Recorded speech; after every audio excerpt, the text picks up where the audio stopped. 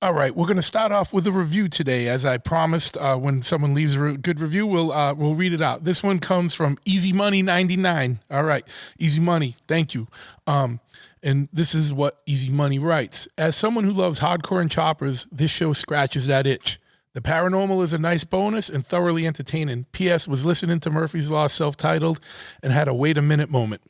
What they are referring to is the intro, which is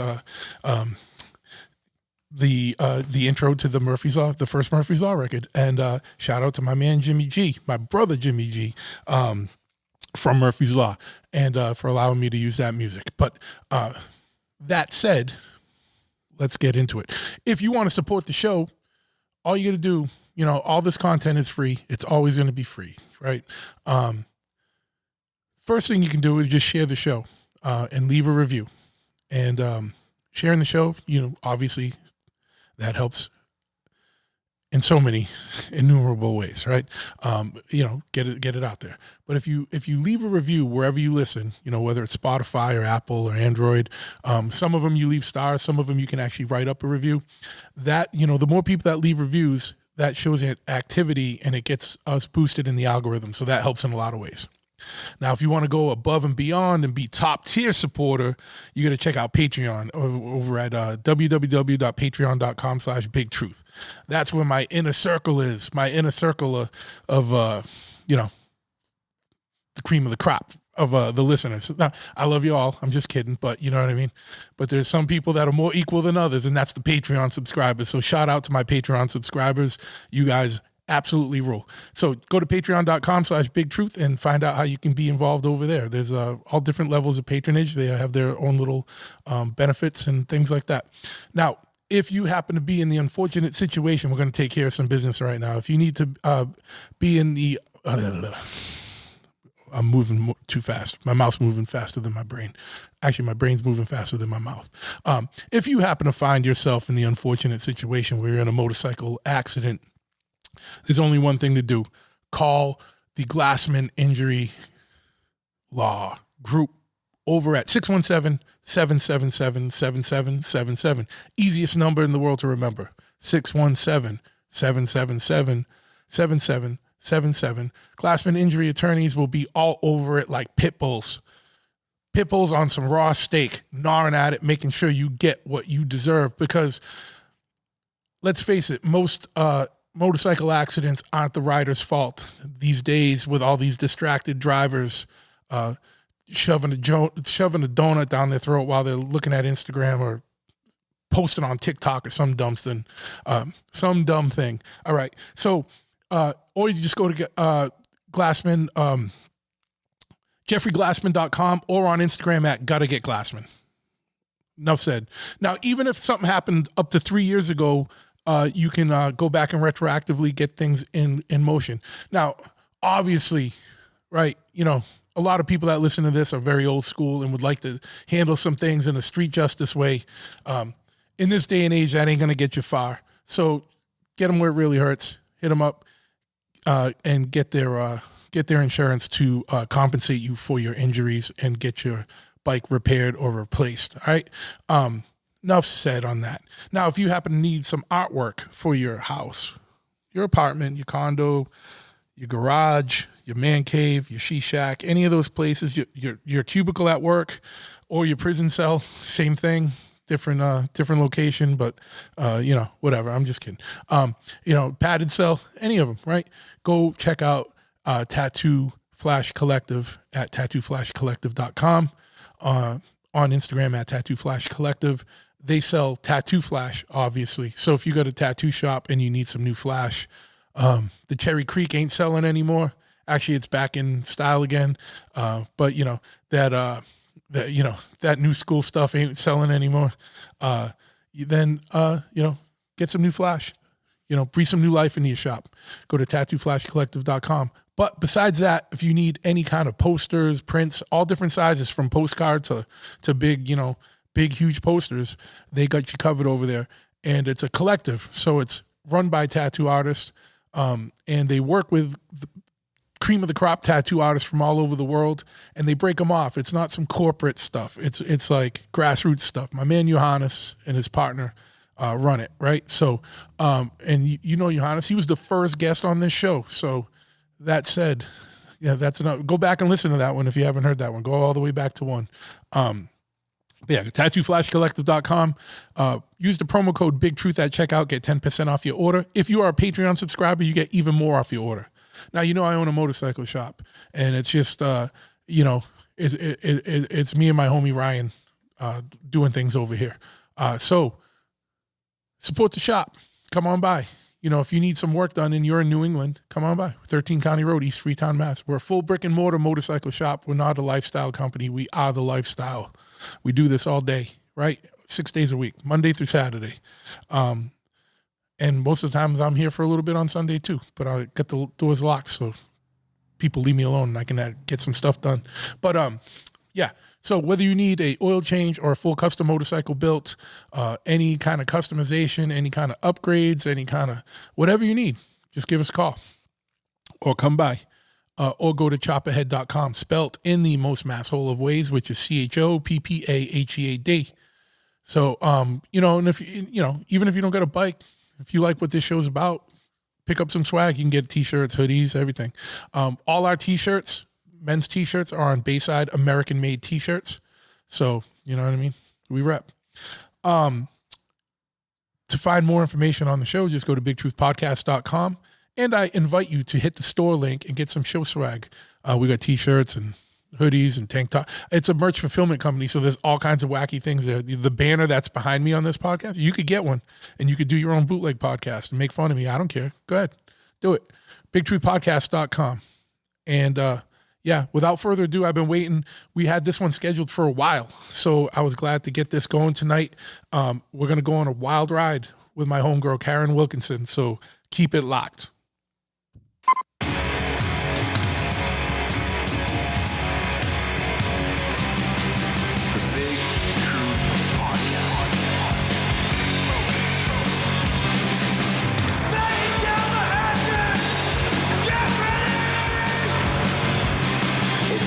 Sequence start.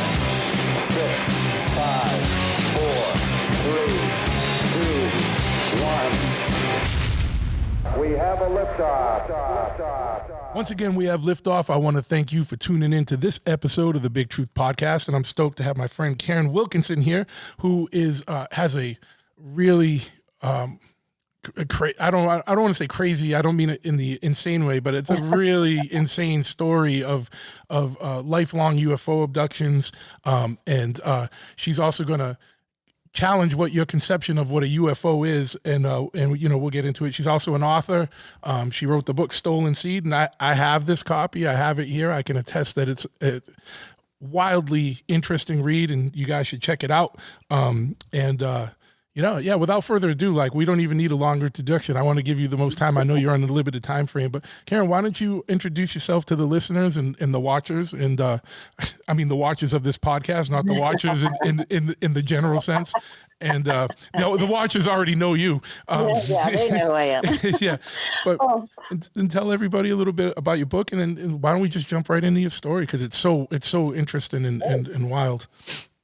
Well, thank you, Truth. I am just honored to be here with you tonight and be on the show. You have such a great show. So I'm just so happy to be a part of it and to be here.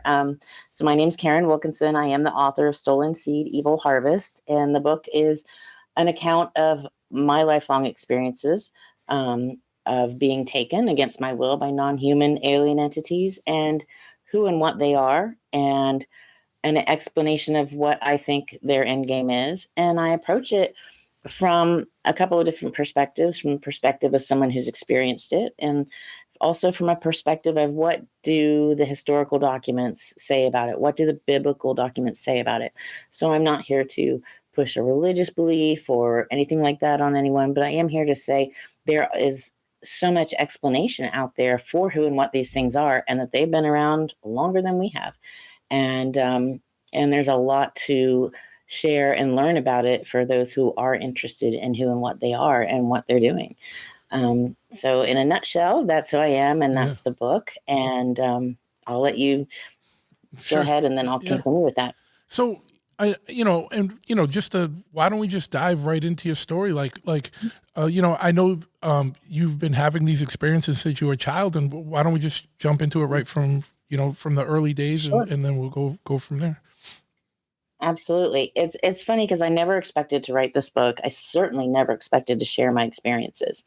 There's such a stigma out there for anyone who says, I've been taken, I've been abducted, and we're not crazy people. There are thousands upon thousands of us, people with the exact same experiences that I have had, that I have reached out to me, that I've met, who I've spoken to personally. I mean, so many of us. It knows no cultural boundaries. It's across the entire world, every continent, every country, every race, religion, creed. It is something that is worldwide and extremely common. And we're not crazy people. We're just normal, everyday, your neighbors, your friends, your teachers, everyone, anyone. It really can affect anyone. And affects so many more people than you would know, but people are afraid to speak about it. And I understand that. It's a scary topic to talk about because it comes with a lot of backlash. People are like, you're crazy. That never happened. I know it happened. I know it happened to me. And so does everyone else who's had these experiences, who remembers. Many people don't remember. And that's okay too. It's different for everyone. But after I had a near-death experiences, I went through some PTSD therapy, and that helped me to deal with a lifetime of this traumatic memories that I had. And once I was able to deal with these memories, then I was able to share. And that's when I met L.A. Marzulli, and he encouraged me to write this book. And that's how it came to be. But it started from my earliest memories. There's not a time in my life I don't remember these things happening to me. It was terrifying, not being able to look out a window at night most of my life, knowing what was most likely going to be looking back at me or what I'd seen so many times. And a typical, from about the age of 5 on is when I have the more clear memories of being taken and what happened during those abduction experiences. And typically I would be, woken up in the middle of the night, and either a light would be coming in the window or there would be just this low vibrational hum. I would always feel this just evil presence in the room. Before I even saw them, I could feel their presence. And I know you understand that from our previous conversations. And sometimes they would be in the room. Sometimes they would be outside the window, but there would be 2, sometimes more, of what people describe as a typical gray alien, the bulbous, hairless heads with the giant black almond eyes. And the eyes didn't move. They looked like a screen. They were just fixed. And mouths that didn't open, really skinny necks and long arms. And they were only about maybe 4 feet tall. And they all look the same, these particular ones. And I have a lot of information that I've gathered and my own theories as to why these entities are the way they are, but these are just one of many. They would be in my room, and I would be, just as a kid, I would just be terrified. I mean, sometimes I would wet the bed. I was so scared. I would try to hide. There was just nowhere to hide. I'd have the covers over my head and my eyes closed. I'd try to hide under the bed. I'd try to hide anywhere. There's just nowhere to hide from them. If there was someone else in the room and I would try to yell out or scream, they wouldn't respond. It's like everyone else in the house would be in this deep sleep state. And then I would be put into a state of what I call waking paralysis, which is different from sleep paralysis, where I was already awake, already fully aware. But then suddenly I couldn't move. I couldn't speak. I couldn't move. I couldn't defend myself. Levitated off of a bed or wherever I was. If I was, it didn't matter where I was. They would take me from anywhere, home, someone else's home. It didn't matter. So it would happen even if you were levitated. Towards a closed window. I think we got a little bit of a lag here because you were cutting out a little. But so even if you weren't at home, they would find you, like if you were at someone else's house? Oh, yeah. Yeah, like a sleepover or camp or a grandparent's house, or it didn't matter. Yeah. It didn't matter. It didn't matter if it was daytime or nighttime either. They have this ability to manipulate space, time, matter, and energy in ways that we don't understand. They are so far advanced from us. Dr. David Jacobs calls it future physics. And now I'm starting to hear that term used by members of our government and other people who are in this field of UAP, UFO information, and, starting to catch up to what we've been talking about for years. That it's just so far ahead of us. Because these, based on what I feel, but I'm going to back up and go back to where I was, and I can jump forward to that again. At that point, I would be levitated off of the bed and up to a ceiling or through a closed window. And it would feel like this massive vibration almost. And my body felt like it was made of almost like ball bearings, is the only way I can describe it, going through solid matter. It's like everything just changed and I would just go right through. And I mean, I remember being little and seeing details on a ceiling, like curling wallpaper or bugs in a light thing or etching on a light fixture or the tops of picture frames, things that I would never see as a little child from my vantage point in great detail. And, my mind would just go to those things trying to dissociate from what was happening to me. I started to dissociate from it at a very young age because it was so traumatic. And I do believe that's why I do have the memories I have. And speaking to so many other people who have had similar experiences, those who remember also were dissociating from it the same way I was. And I think that aided in our ability to remember, because if we weren't emotionally or, logic connecting with them, then they weren't wiping our memory the same way, because I wasn't tuned in, and you can't reach someone who's not really there. And I think that had a lot to do with it, why I have memories where some people don't. But it's not just me. There are many people who do remember these things. At that point, I would be, taken, and I would usually not have, at that point, I'd be like put into a sleep state, because I would wake up then sometime later, I have no idea how long later, sometimes on an exam table, surrounded by other types of entities, or in a room with other humans waiting for whatever they were going to do to me, sometimes at a bank of what looked like elevator doors we would get in. And at this point, I'm still with these little grays, they're like, they're almost like we call them a meat suit. They're just, I think they are like an avatar created to come and get the people to kind of carry out these tasks, these more menial tasks for these other non-human alien entities, because they're all the same. They all look the same. They don't have mouths that open. They don't have eyes that move. I think that they're created to hold things like they could hold AI, they could hold another entity, they could hold a demonic entity. And that gets us into Nephilim and all of that. And I don't, that's a whole nother conversation. Yeah. So, and we should have a conversation about that. We probably won't have time tonight, but I am more than happy to come back and talk about that in much more detail, because that is a huge part of this. But at that point, I would get in these elevators that just went down and down and down. And then when I was little, I'd call them the sideways elevators, because I would get sometimes on, I think it was like a high-speed type tram system. In the 60s and 70s, cars, trains, everything made a lot of noise when you traveled. These were silent. So I didn't realize what it was. It seemed like an elevator to me as a little kid, because they would go up at an angle or down at an angle, but they went side to side as opposed to up and down. They went in different directions. And that would also take me to wherever I was going. I was in these underground facilities that were massive. They were huge, bigger than football stadiums and airports and coliseums, all those things together, just giant rooms and small rooms and hallways and stairwells and confusing labyrinths of hallways and rooms and places. So just real quick. If you think about underground, that's a whole other subject.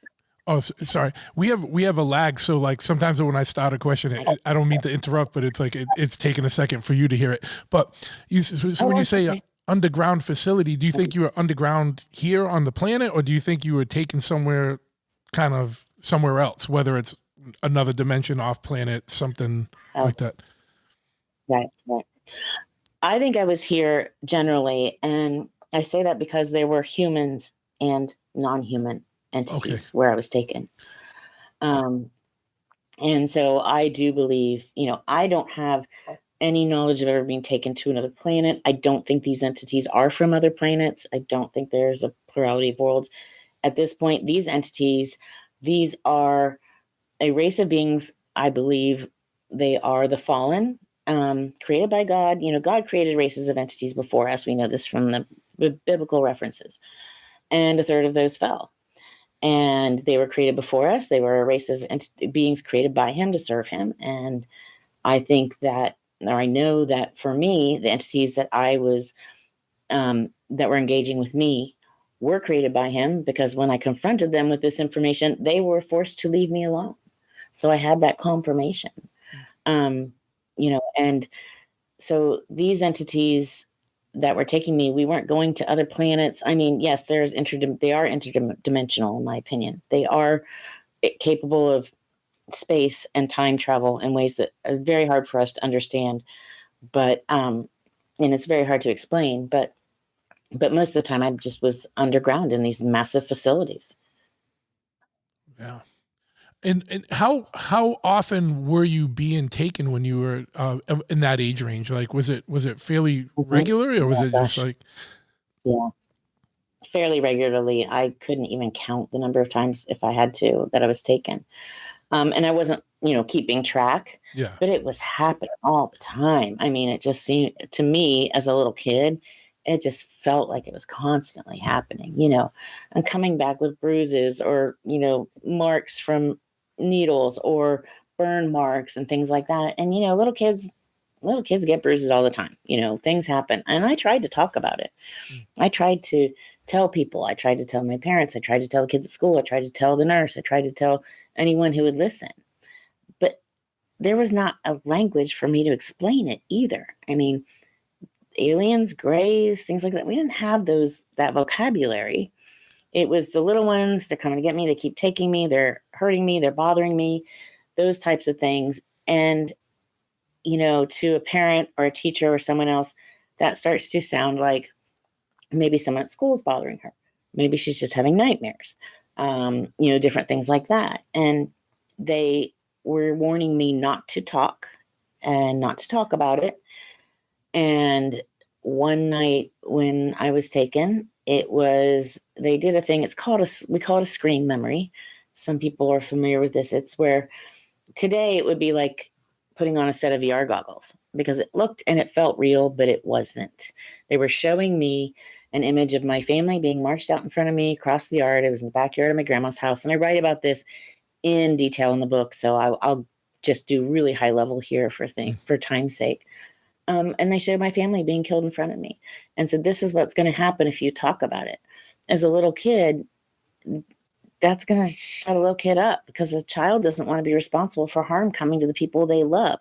This is a common tactic I've found out since, used to control children who are being used or abused in any certain way. So I'm watching my language, because I know that I don't want to get you censored for things. Oh no, I it's say. fine. This is a anything goes podcast. You can. Okay. Yeah, there's no worries. No worries. There are some where they're like, you can't say this, you can't say that, you can't say this, you can't say that. Like I've been on Coast to Coast, and boy, the rules were really strict. Yeah, well, Coast to Coast is a much different operation than a podcast. Yeah. Yeah. But yeah, so after that, that's when I really kind of that's when I really dissociated. Shortly after that, I realized there was no way out of this. I couldn't ask for help. Even when I tried, no one understood me. I had some sort of a breakdown. They found me, I was probably 6 years old, huddled in a bathroom stall at school in the corner. They couldn't get me out. They had to call my mom to come and get me. She coaxed me out of the bathroom, and I just kept saying, I want them to stop. I want them to stop. What? The little ones, they keep taking me. It's that kind of language. Yeah. She thought maybe it was a kid or something. She took me to the doctor. They did an exam. They're like, whatever has happened to her, she's little, she'll forget. She's young, she'll forget, And this is the 60s and 70s. It was a different time. Yeah. Plus, what did they have to go on, right? So after that, I just realized I was on my own. And the best way to protect myself was to just zone out. And I had a life that was normal. And then the other part of me dealt with that stuff, and that's where you kind of dissociate. And it was really hard. It was terrifying. They'd drop me off after they'd take me back home, and sometimes my pajamas would be on inside out, or sometimes they'd just be at the foot of the bed or in another room. Sometimes, they put me in another room. Sometimes, I would be so scared, I would just go crawl underneath my parents' bed and sleep there for the rest of the night because I was just terrified. And I didn't know what to do. As a little kid, and for others I've talked to who've had similar experiences, it's terrifying because you don't know what to do.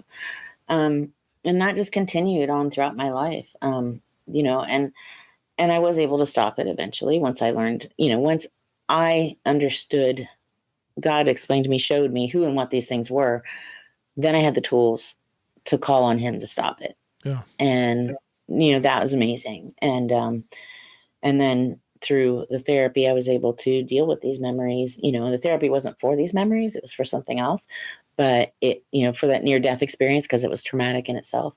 But it helped me learn how to deal with it. So, I'll stop there in case you have questions, because I know we have a little bit of a lag here. Yeah, no. One thing I did want to ask, you had mentioned the Greys that you said were avatars, the little Greys that were like avatars for whether it was an AI or some kind of spirit or demon, but or alien. But you said there was other types of entities there. What were some of the other, besides the small Greys, what were some of the other types of entities that you encountered? Sure. I kind of group them into a couple of categories. There's so many, and they all were very different, but there are the ones that look kind of like these little Greys, but they are all different. There's some are taller, some are shorter. They had eyes that moved, and they had facial expressions, whereas the little Greys, the avatar ones, their faces didn't even move. And they made noises and sounds, although they didn't speak. Still, they did make a lot of noises and sounds. Communication was always done through what I call like mind speak. They did not use verbal language the way that we do, but there was mind speak that was very clear and very easy, and just always kind of back and forth with any of them. And then there were the ones that looked like reptilian, and very different kinds in there as well. Some really large and some much smaller.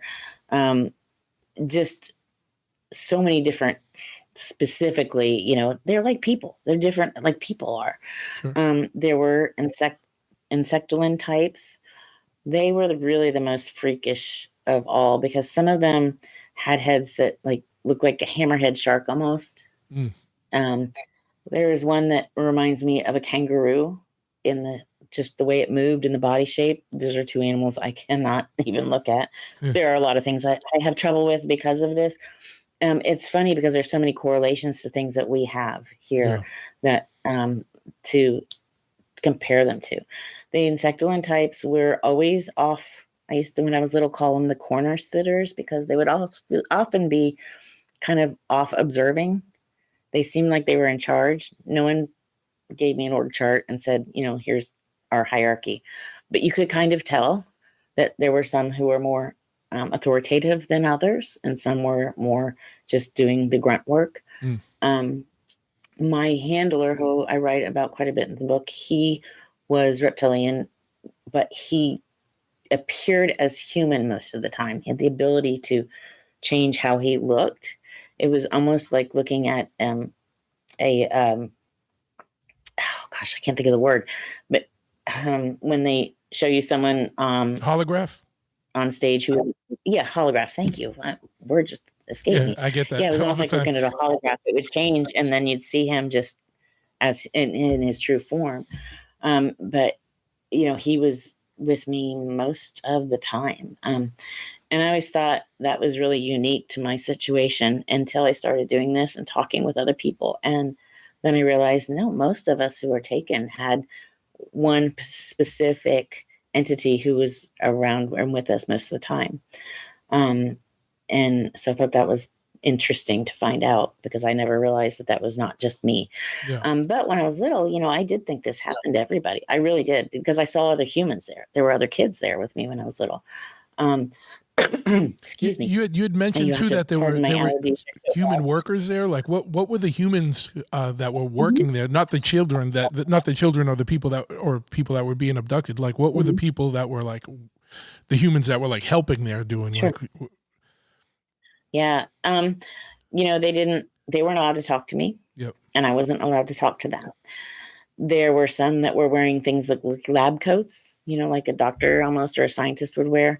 Some of them were in military outfits. Some were in like suits and ties. A lot of them were in these outfits that look like kind of smocks, like a smock shirt and pants, not quite scrubs, but like these beige, really nondescript, all the same kind of outfits. And I don't know why they were in those. I don't know what they were doing or what their role was there.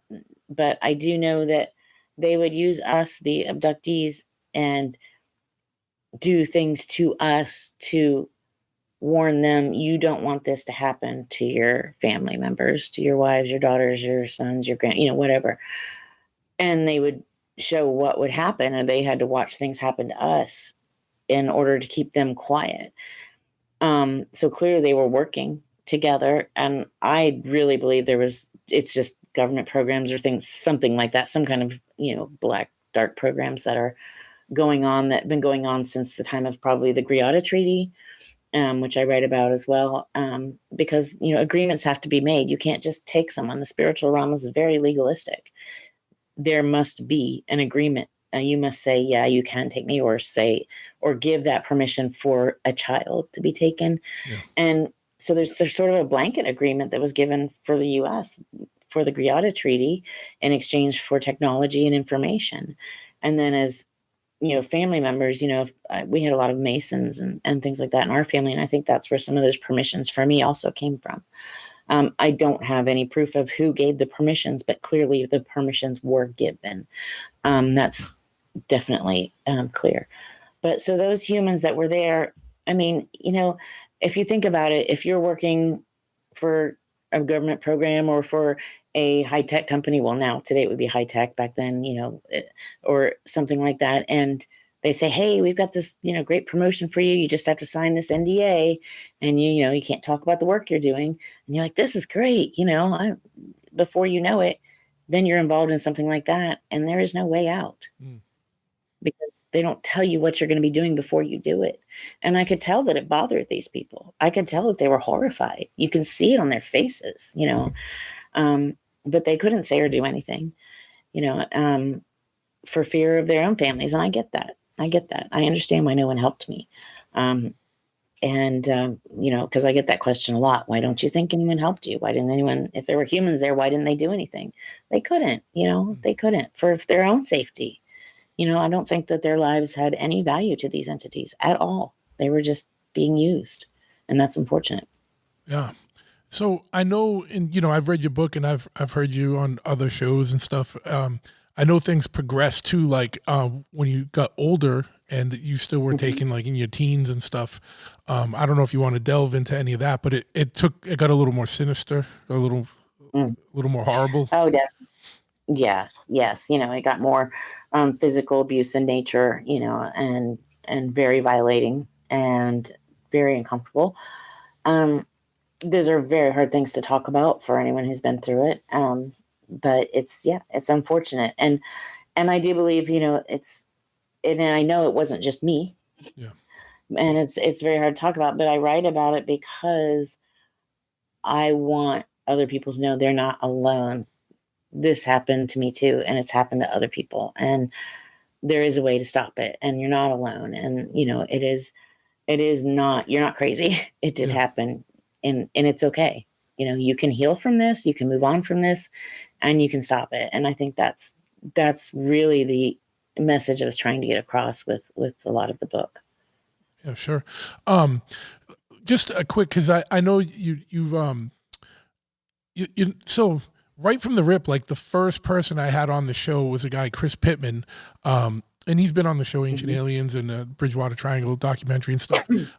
Years ago, a couple years ago, he came on, and he was like one of the first people I knew that talked about these things, not as totally as extraterrestrial, but as some kind of non-human intelligence. He wasn't sure what it was. He's like, he can't say it was an alien, but he felt like it was something else. It was just some kind of non-human intelligence. And they would start to mess with him in his daily life, like not just like in a situation where someone's taking, like, I don't think he was ever abducted, but they just started messing with him in his like day-to-day life. Did that ever happen with you? I've meant to ask you that. And because when I've heard you talk before, I don't know if people have asked you that. Or I didn't hear it. I haven't heard anyone ask you that. I know obviously the abduction scenario is obviously more than enough for anyone to deal with. But That's enough, right? Yeah. but in your waking hours in day-to-day life, had there ever been any interactions, or did they ever like kind of mess with you in any way during, like, you know, just like at work, or like, you know, just out socially or something? Oh, definitely. Yeah. Yeah. They will attempt, it's hard because they can't physically be in our atmosphere and in our space easily, if at all, depending on what form they take. Yeah. And there's a lot of limitations in that. But they absolutely have. And there have been attempts on my life. There have been all kinds of crazy things that have happened because of this, and because I've talked about it. That puts you in a whole nother place. And because I was able to stop them, trying to get me to come back. The handler, I called him Toby from the time I was really little. So he came back to me not long ago, a year or so ago, a couple of years, I guess, trying to get me to come back and to work with them. And because they try to convince you when you're taking that, they try to convince you they are benevolent space brothers, that they want to save the earth, that they want to do this, they want to do that. Benevolent beings don't kidnap little children against their will, don't rape people, don't mutilate cattle and humans, don't steal fetuses from your womb. Those are not the actual actions of a benevolent space brother. If they wanted to provide us with information, cures for this, or how to help the planet with that, they could just do that. It doesn't require terrorizing people and hurting people. But they wanted me to be a part of that, to buy into that. And he tried to get me to come back. He looked horrible.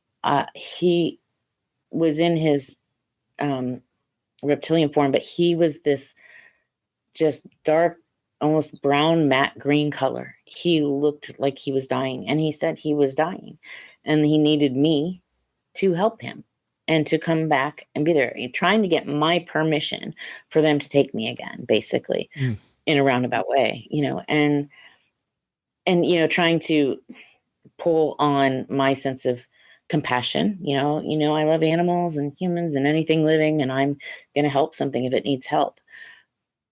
But I was not going back to that, and I said no. In Jesus' name, no. And the second, Jesus left my lips, he was gone. But they have come back to try to get me. The children that showed up at my bedside that I write about, that was, it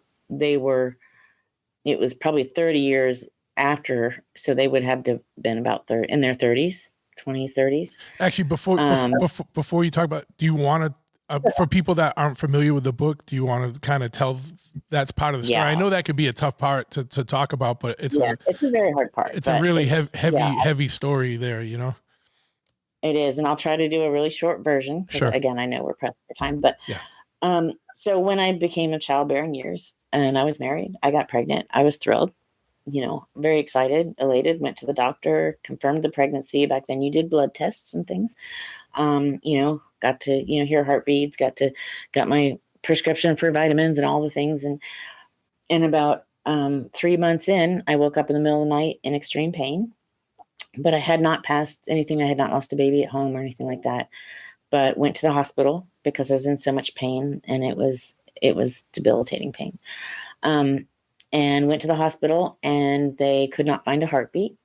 And so they did an ultrasound, which we didn't do a lot back in the day. I'm a little older.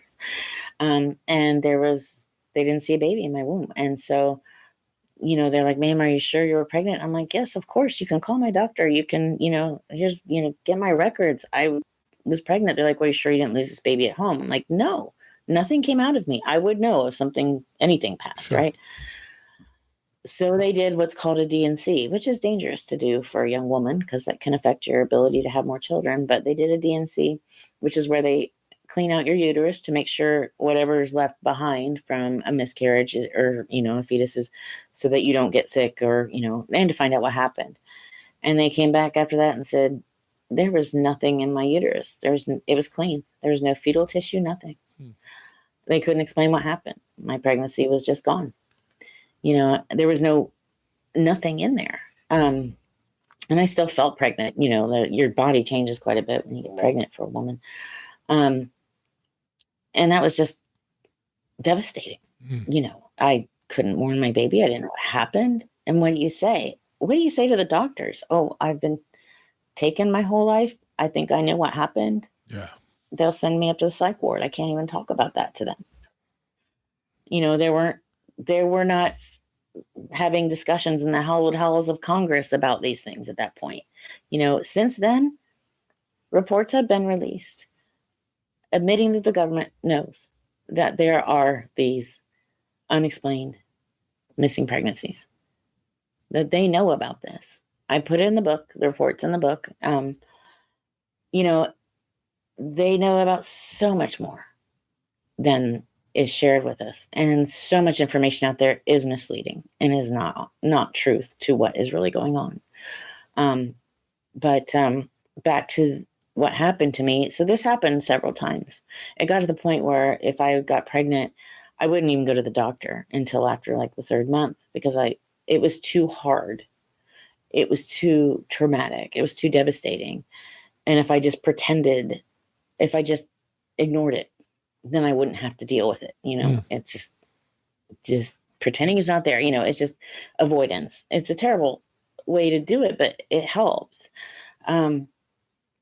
And so this continued happening. I even got my tubes tied at one point, and it still happens after that. Nothing stopped it. Yeah.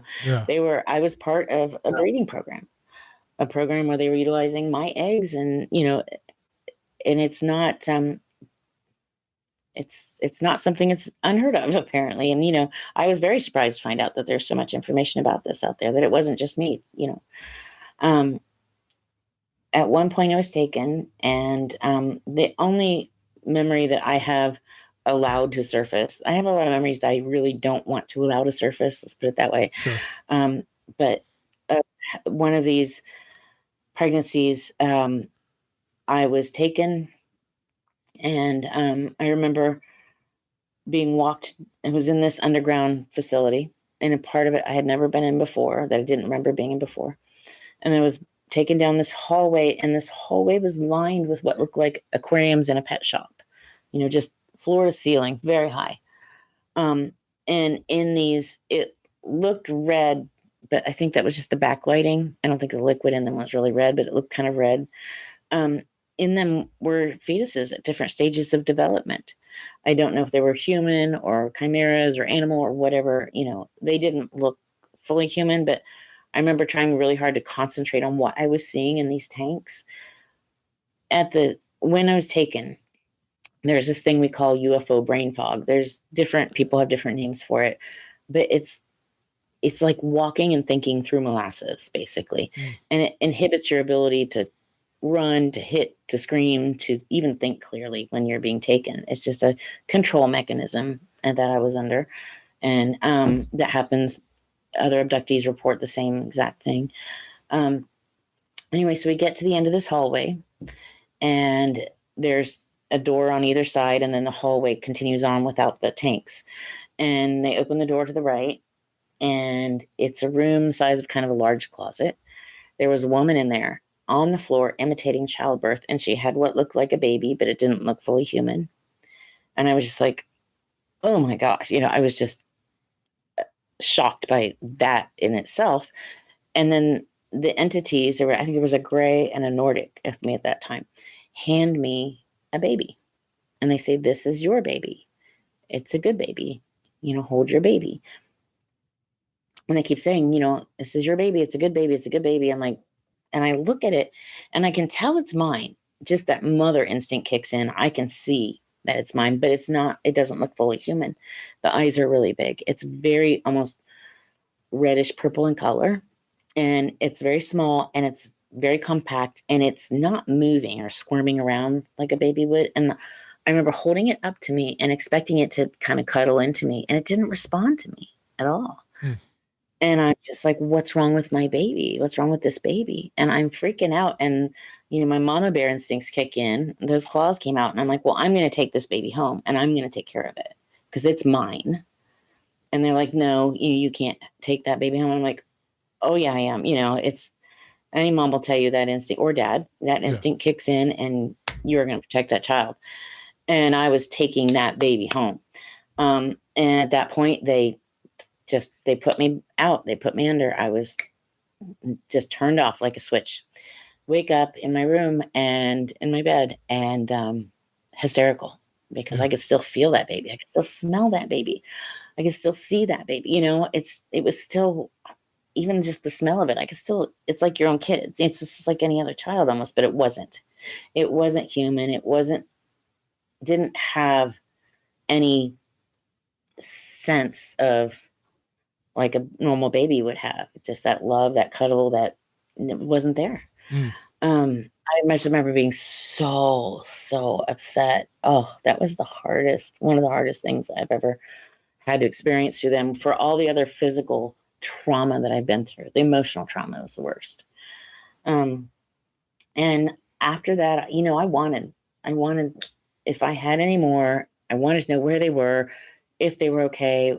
I wanted to fix them. I figured they were half human. I could fix them. I did not yet understand what a Nephilim was. I did not yet understand that whole process. I did not understand that it was a seed war from Genesis 3:15, where it sets up that seed war in the Bible. And that's something else we can talk about. Yeah. But I wanted them, and I prayed for them. I asked God, I really want those kids. I wanted them. After I had stopped the abductions and learned how to do that, how to just call on God, call on Jesus, and they had to stop. They couldn't touch me at that point. It was another attempt to get me back. I woke up in the middle of the night, and there were three entities standing beside my bed. I thought initially and immediately it was my boys, because they looked similar to my boys, but I realized they're too short to be my boys, and all of my boys weren't living at home at the time, so it couldn't have been all of my boys. So I tried to wake my husband up. I'm like, honey, who is this? I'm like, and he won't move. He will not wake up, no matter how much I yell his name, how much I'm shaking him. So I turn back to the boys. And I'm like, oh my God, it's you. You're here. I was just like, kind of thrilled. But I'm looking at them. They're probably between 4 and 5 feet tall.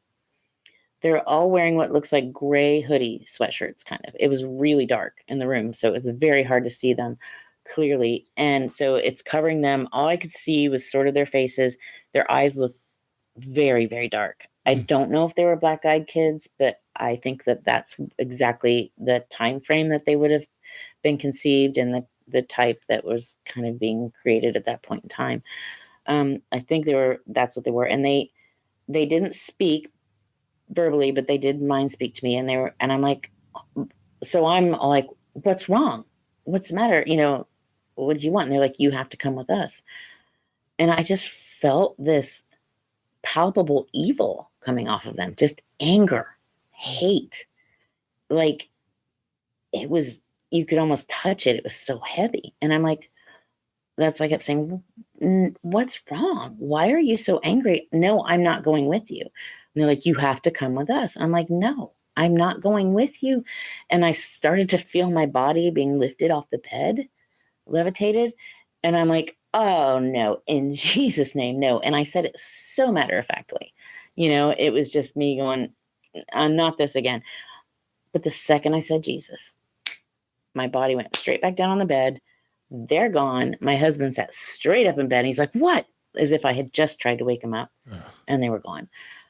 And it was closure for me. It was very sad for me, because I realized they didn't seem to have a soul. They didn't seem to have any love, any compassion, there was nothing there. I could see that they were mine. I could see that resemblance, but I couldn't feel anything from them. And, I really believe only God can give a soul. Now, I will not say whether or not these entities could be redeemed or whether they have any, place in God's kingdom, because that's not for me to decide.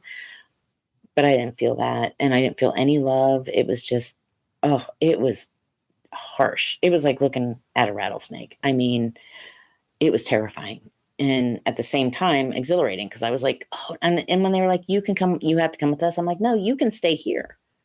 I was even like, you can just stay here. But no, it was wild. Yeah. So if, this leads into like the bigger not question, but the bigger, topic here is like, what do you think is going on? But like, before we even get into the whole, like, the whole program of why they're doing this, but like, can you tell me a little bit about the kind of how you came to find out, like, so at some point you must have thought maybe these are aliens, or what are these? Mm-hmm. Like, they're saying that they're posing themselves as, benevolent space brothers and this and that. Like, tell me about the evolution of your thought and like how you figured out more of like what was really going on. Like, how did you come to the conclusions that you came to, and then how did you learn, like to the method to like you said, calling upon the name of Jesus to make all of this stop. Like, can you tell me a little bit more about that, like evolution and like the process behind that? And then if there's time, I know you got limited time, like maybe talk about the whole end game of what's going on here and maybe how it ties into, modern times, and like and like you said, the climate's different now, where we got all these like congressional hearings about disclosure and this and that, like like maybe we could briefly tie like how some of this stuff wraps, and if we don't get to all of it, we'll do it the next time the next time we talk. If your listeners are finding this interesting, I would love to come back and spend more time with you. Absolutely. So it's funny because I always, I grew up in a family where we went to church, and I was exposed to that, into the Bible, but we weren't taught, in these churches, the whole Bible. We were taught the parts that get butts and pews, the parts that are happy and comfortable, for lack of a better word. And when I was 18, I found a church where I gave my heart to the Lord, and I found, just a really lovely, a really good place with that, and learned a lot. But I still wasn't taught about the whole Bible. So while this is going on, I'm still being taken. And I realize at this point, as I'm older and there's more information, these are aliens. They're UFOs. I'm believing what they're telling me, that they're benevolent space brothers, that they want to help the planet. But at the same time, I'm terrified because they're doing awful things to me, and trying to reconcile this, but at the same time, just shoving it all down and not even letting myself deal with it. After my near-death experience, I had such an amazing, beautiful experience, and I won't go down that road today because that is a huge conversation to have. But it led to me really looking into almost any and every kind of spiritual and religious belief there was, learning, reading, trying to figure out everything, because knowing at this point God is there. We do go on now. What's the right direction? What am I missing?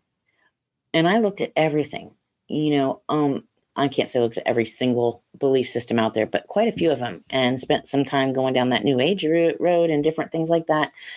And then I realized I'm not a co-creator. I'm not a God. God is God. And he just brought me, and I prayed every day, and I'm just like, God, open my eyes, help me to see. I need to know what's going on here. And he just led me down a path to truth. And I just remember reading the Bible, seeing it in a completely different way. And then, him just providing me with the resources and the answers to really see it differently and understand it. Once I started reading the Bible again, I realized it's all in there.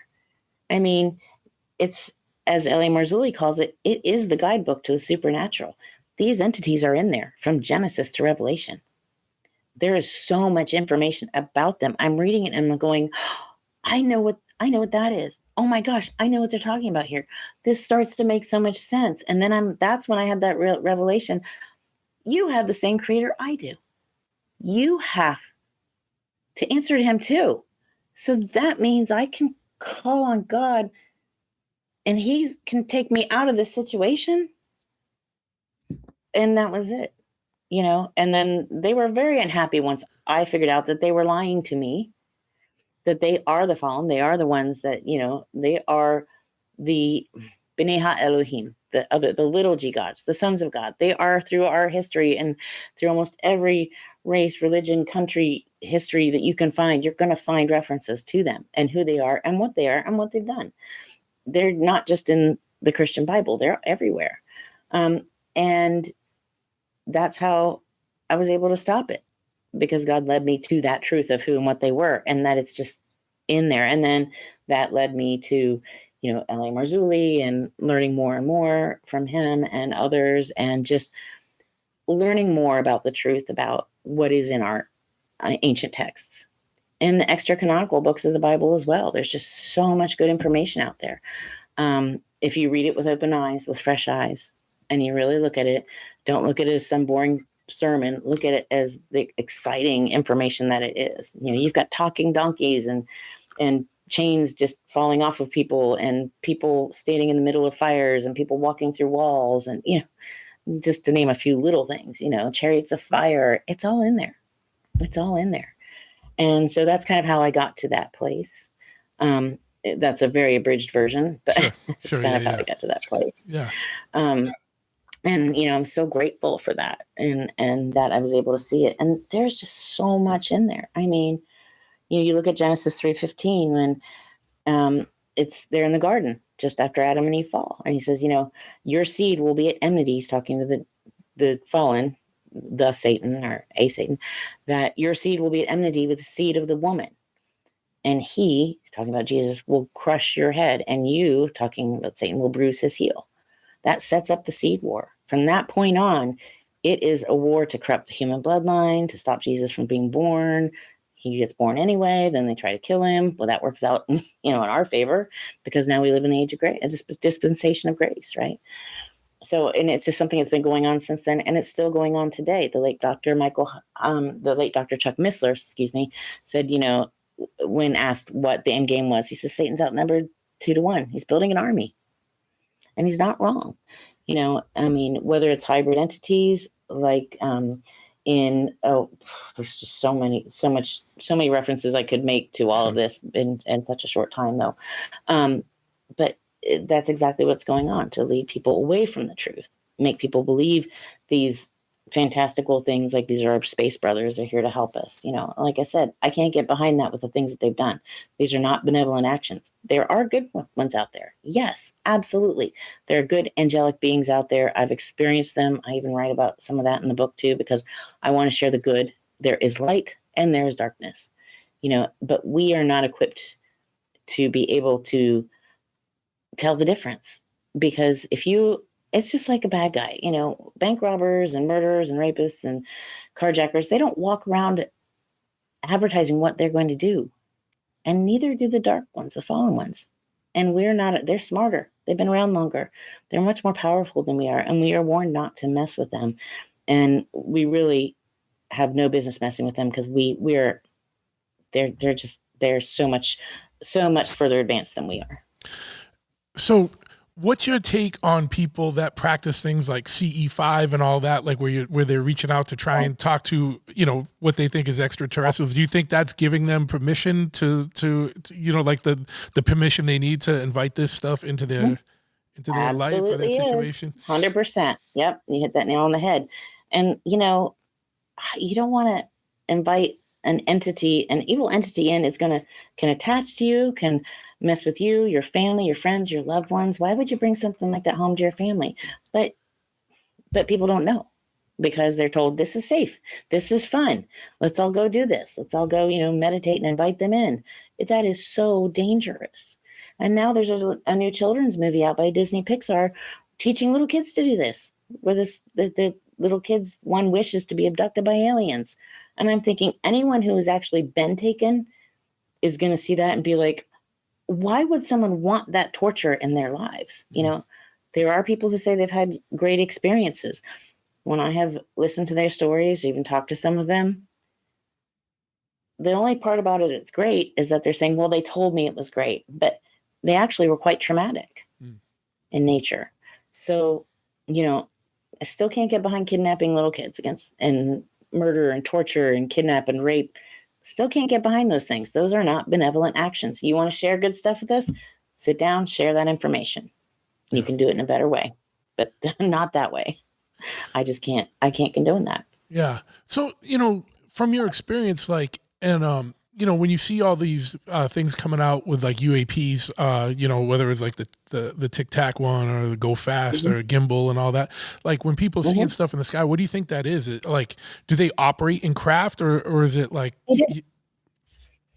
Yeah, they do. Those are their vehicles of conveyance. They have to travel just like anyone else or anything else. Yeah. And I really like the way that Lou Elizondo describes them in his book, how they travel and how they operate. He's hit that nail. From my experience, he is the first person that seems to have described it as accurately as more accurately or close to accurately as can be described. Yeah. It's hard to understand because it is so advanced, but he describes it very well, how they travel, how those work. And yeah, absolutely. You are seeing these vehicles, and some of them can be the good angelic beings. Some can be the fallen. And like I said, you can't risk your life on being able to tell them apart. You really can't. So that's why you can't call on them. I've had interactions with benevolent angelic beings. They were sent to help me. They did not interfere. They didn't hurt me. It was just a very positive, amazing experience. You know, it's like running out of gas on the side of the road and someone shows up, puts the gas in your tank. You say, thank you very much. And they're gone. And you just have a great experience, a really lovely, amazing, good, experience of someone just trying to help you. Is that one after your operation? Yeah. When they came. Yes. And I write it. Yeah, that's written. Yeah, that I have that in the book. And we can certainly talk about that again too sometime. Yeah, that's because that's a wild story that, we definitely will have to bring up next time. I know we I know you had like an hour. We're almost there. What else would you like, for people that are just hearing this the first time, like, what would you want to convey or, tell people is the important stuff here? I know we've gone through a bunch. Or is there anything else that you wanted to talk about before we wrap up today? Sure. And there'll definitely be a part 2, and I'm inviting everybody like who's listening to, always shoot a message and if you have any follow-up questions and stuff, and then we'll make sure we address that next time you come on. Oh, definitely. Yeah. Send the questions in. I'd love to answer those questions. Yeah. The thing is, UFOs, as L.A. Marzulli says, they're real, burgeoning, and not going away. They are there. They are, our congressional leaders know that they're there. There are programs for it. There's so much information out there about it today. The stigma still exists, and that is unfortunate. The stigma that says anyone who talks about this or says they've had experiences with this is crazy. We're not crazy. We're just normal, average, everyday people. We're not crazy. We've just had extraordinary experiences. And there are some of us who are willing to talk about it. And I understand how difficult that can be. But it is real. They are really out there. There is more than us. It's not just us. God created this amazing universe with lots of other entities besides us in it. We happen to have, books that tell us about us, but not about the other ones. And you got to remember that no matter what, God is in control. We are all his creations. He's in control. And that's just the bottom line. He's the one, the guy. So, we can all have different belief systems and call him by different names, but it doesn't change that we all have one creator. And I just encourage people to be very, very careful. There's a lot of misleading information out there. There's a lot of information that's not necessarily 100% true. There's a lot of this, 3 truths and a lie going on out there. There's a lot of people who think that they're helping, but they're actually doing more harm than good. I'm not disparaging anyone who has different thoughts and beliefs on this than I do. I encourage anyone who has, different thoughts and beliefs. Good. You get that out there. Everyone's entitled to that. I will listen to yours and you can listen to mine, and that's fine. We don't have to agree. I'm just saying what I'm saying based on my personal experience and what I've spent, the 10,000 hours studying since then.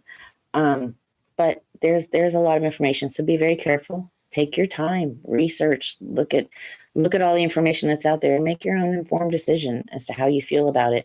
And above all, pray for discernment, because God will give you that. And that's really important. And there are ways to protect yourself if you feel scared or in danger.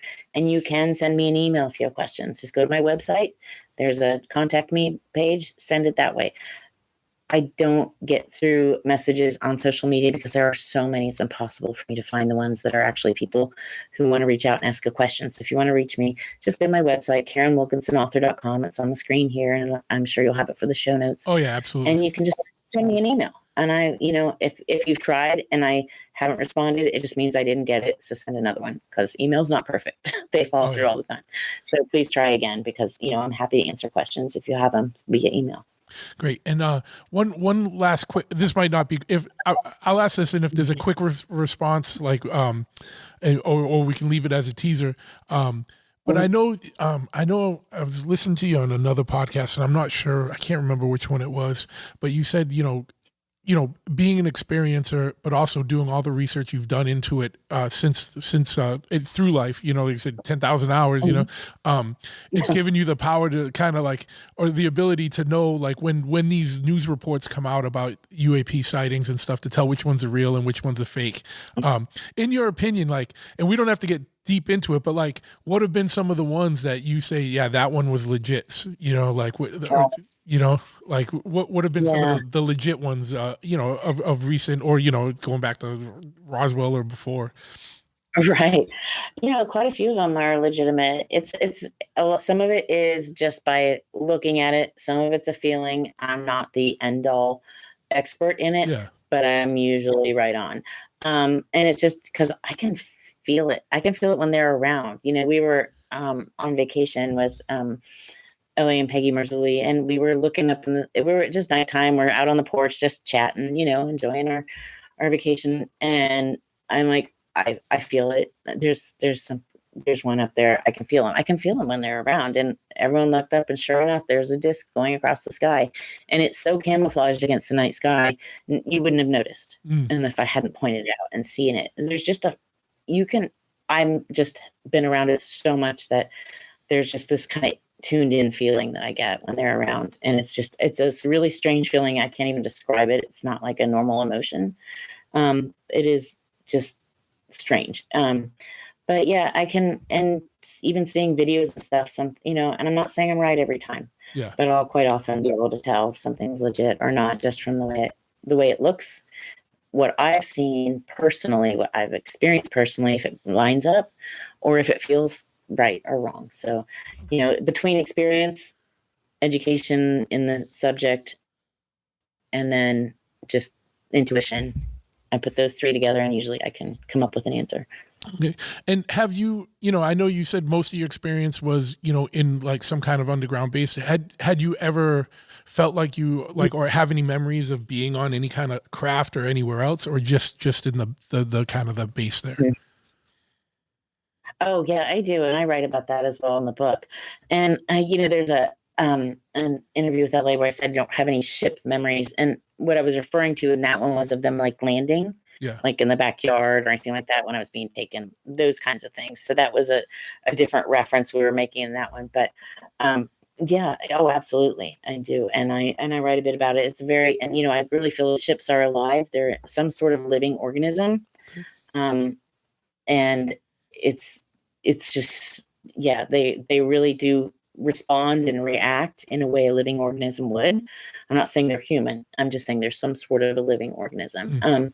You can find some of, I'm in a couple of L.A. Marzulli's documentaries. I've got behind me. Hold on, sorry y'all for reaching behind me, but this is the current set that's out. This has like all 10 of the UFO documentary movies in it. And it is and let's see, number 4, 6, and 10, I think you'll find more of my story in there as well. So if you want to see more, you can find these at lmarzulli.com, where you can find my book as well. But so there are different ways, and you can find interviews like this one, and I'm happy to share. I'm not everything in the book I'm 100% willing to talk about. I'm not trying to get people to buy the book. I'm willing to tell you about all of it. I'll just read it to you. Yeah. No, I get it. It's not, it's not trying to sell books as much as just to provide information. Sure. And hopefully that information will help, and to provide it from a different point of view, from the point of view of someone who has had these experiences, and from a biblical point of view, from what does the Bible say about it? Not a religious point of view, but a biblical point of view, which is very different. So I hope that helps. Absolutely. One last quick question, and if the answer is yes, we can get into this on another episode.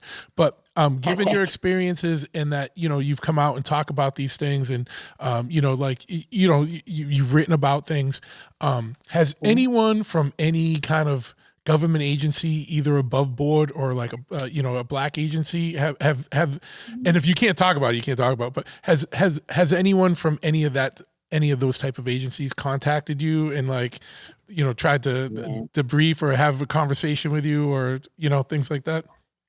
Yeah, that's kind of a long answer. Well, that's what I'm saying. If it's yes, I'm saying that could be another episode. I haven't had any Men in Black show up at my door, but I've had other things. So, and more, kind of strange, very strange things. So yes and no, no Men in Black, but yes, some strange encounters. Okay. So yeah, all right. It's not initially, it wasn't well received for me to be talking about this, but now that has relaxed to the point that I think anyone sharing this kind of information and sharing the truth about what's going on is actually helping the agenda to slowly release. We're not going to get full disclosure, because you won't ever get all that information in one place. It's too segmented. It's out with too many people and in too many different departments. So you'll never get all those pieces in one place. However, those of us who are sharing certain parts of this information, I think, are actually working towards their agenda at this point. And I'm not saying their agenda is good, but it is good to get the truth out there. And what we've noticed for myself and others who have had issues in the past, those issues have gone away. So we must be working towards their agenda of sharing information. And this just helps them do that. Okay. From what we can tell, that's the only reason it seems like things have just completely just let up. Yeah. All right. Well, I definitely want to thank you for taking the time to talk to us today, and we'll definitely do something else down in the future. I do actually one quick question that I can't believe I asked. Like you said, I think this might have been before we were recording. You were talking about you're writing another book. Oh yeah, I'm working on another one. What's the what's kind of like the story of that book? Like what are you writing about? Right. I'm writing to expand on some of the information from the first book. A lot of it is to really dispel some of the things that are out there that are misleading, not necessarily 100% truthful. So to shed more light on the truth about who and what these things really are. Okay. And on a couple of other things that I'm not going to let the cat out of the bag yet, but I've been researching quite a bit. But yes, for the most part, it's going to really just offer a lot more insight and a lot more truth to what's really going on in the UAP, non-human alien entity arena, and who and what these things are. So I'm excited to get that going. We're working on getting this one on an audiobook and on Kindle, and hopefully out on Amazon, because right now it's still exclusively at lmarzulli.com. And so that'll be, once we get that through, then I'll be able to get this second one out to everybody. And I'm really excited to get that out, because there's just so much information to share. Yep. Just a wealth of information out there. And I just really want to help people have a place to go to get the truth and the real information about what's really going on, because it's a little confusing out there right now. Sure. Any expected, are you working against any deadlines or anything, or when are you expecting to have it out? Mm-hmm. I don't have a release date yet. Okay. So as soon as I do, I will absolutely let you know, Truth, for sure. Absolutely. So you can check her out at KarinWilkinsonAuthor.com. You can get her book at LAMarzulli.com. And if you're driving and, don't get off the road to write that down. It'll all be in the show notes, and we'll have links up there. And I want to thank you so much for taking time to talk to us today. It's been it's a wild ride, and thank you for sharing all that with us. Oh, thank you. And thank you to all your watchers and listeners. Y'all are great. And like I said, if you want to hear more, send those questions in and I would love to come back again. Thank you so much, Truth. I appreciate you. Thank you. I'm going to end this, but I'm not hanging up. So hold on one second. Okay.